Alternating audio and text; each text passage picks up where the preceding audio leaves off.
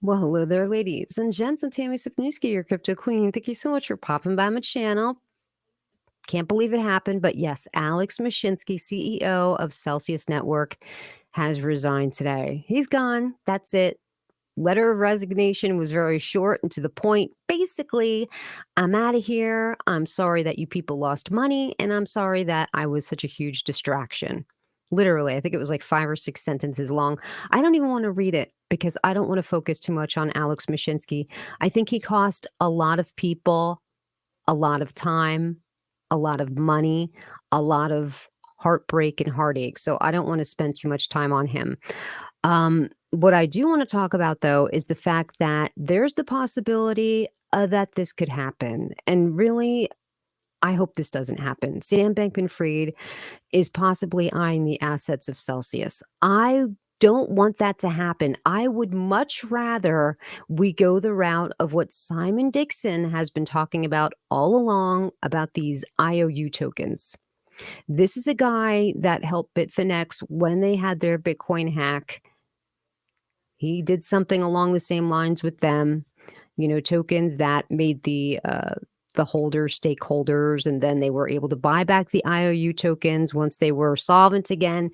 So I would much rather be able to restructure Celsius and make it a go from there. I hope that's going to be the case.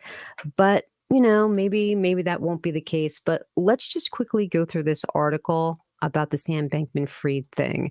Cell token jumps as SBF, which is Sam Bankman-Fried, said to eye Celsius in buying spree. The native token of Celsius regained momentum just hours after being rocked by the surprise departure of CEO Alex Mashinsky.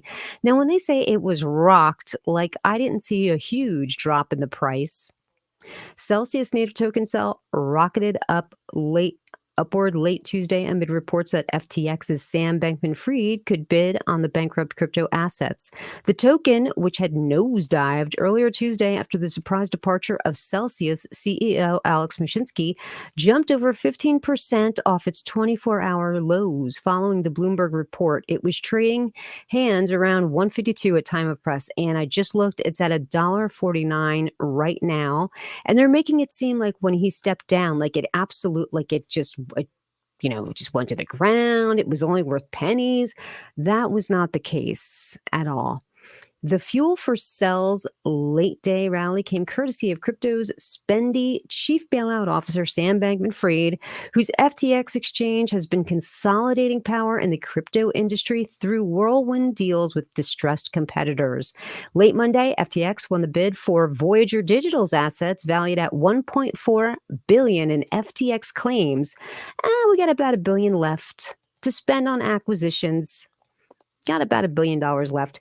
Now, listen, I have no reason in the world whatsoever to believe that Simon Dixon is just a good guy with good ethics.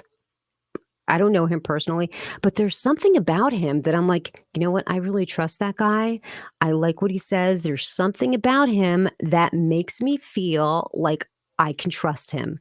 And I feel like he has the holder's best interest at heart. Now, granted, he's also a unsecured creditor, right? Like he has a lot of his money from Bank to the Future parked over there on Celsius as well. So, of course, he wants things to go well for everybody because he's part of everybody. But I would like to see Celsius be restructured and work from there rather than the assets being auctioned off. And really, I don't know how many assets they could possibly have left. Because let's think of it. When they were talking about at the height of the bull market, Alex Mashinsky was boasting that they had about $12 billion on their balance sheets. Of course, well, now we're in a bear market, so we will just shave like probably 50% off of that amount because that's where the market went down. So I don't understand how we are even still in this position. It is rumored that way back in 2019, they were already having liquidity issues way back then. It was also said that in January of 2022, Alex Mashinsky took over all of the reins of making exchanges himself. Like he was deciding to make some trades that some senior officials that had a lot more experience when it came to money markets and trading. They're like, oh, this does not look like a good investment. Like maybe we need to pump the brakes. No, no, he took over everything, and of course he swung big and he missed big. But maybe then they were already like sink or swim type of situation. Maybe he's like, what I'm doing here, this is our last ditch effort. I'm either going to make this work with these outrageously risky things, or that's the whole ball game. We're just going home. So it seemed like, that's what's going on. I don't even know what they have left. It would be very interesting to me to see exactly how much is left, because don't forget, a lot of people that were in the know over there were saying that it's a Ponzi scheme, meaning that the only way they were able to pay the older investors was by bringing new investors in. And Simon Dixon even said that Alex Mashinsky was hitting him up on the phone saying, hey, can you get some more of that money over here, Simon? What about those retirees? Don't they got a lot of money hanging around? Can you park that over here? Like, that's really low. Like people's retirement accounts, you want to gamble with people's retirement account money? That's pretty low. Simon Dixon did release a video with the news of Alex Mashinsky's resignation.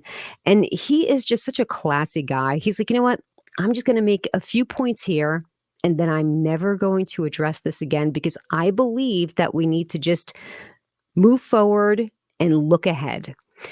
And one of the big things that was like a sticking point between Alex and Simon legitimately wanted to help people because he could see that people were in the throes of an all-out crisis. There were people threatening to take their lives, people about to lose their homes, lose everything.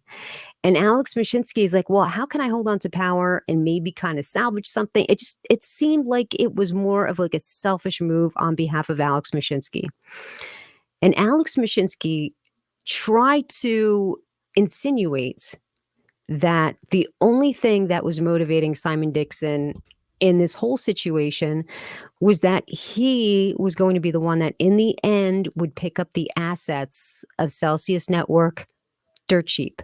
Pennies on the dollars. This guy is only here to, make himself a little wealthier. That's it. That's the only reason. And Simon's like, you know what? If that happens, if I wind up doing that and basically screwing over the other creditors, call me a dirtbag, do whatever it is that you think you should do, because I'm not going to do that. I'm not that guy, and I'm not going to do that. And like I said, I just don't know what it is about him. Like, I just don't know, but I feel like we can trust him.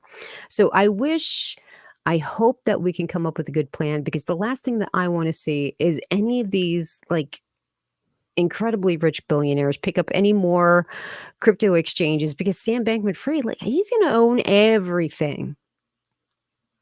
You wait and see. He might even wind up with Robinhood. We don't know. Well, that's going to do it here for me today. What do you want to see in the comments section below? If you want to go with Simon Dixon's plan, in the comments, leave Dixon. If you just want to be done with it, see what it is that you can salvage of whatever it is you deposited, in the comments, leave SBF. And I'm going to check them out and see how you guys feel. And that's going to do it here for me today. I thank you so much for joining me, and I will catch you next time. Please take care.